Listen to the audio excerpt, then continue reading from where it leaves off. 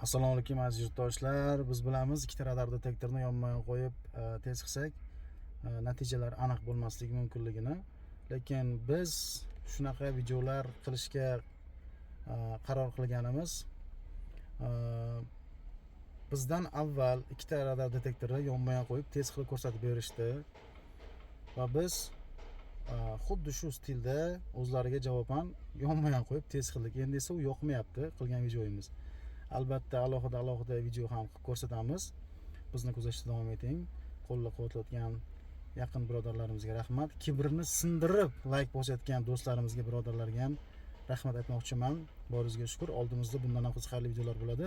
Albatta alohida ham yurib sizlarga ko'rsatib beramiz. Radar detektorlar haqidagi ma'lumot hozir tayyorlanyapti. Yana foydali ma'lumot bo'ladi va O'zbekistonning eng zo'r radar detektorini birgalikda siz bilan tanlab ko'rsatib beramiz. Kuzatishda davom eting.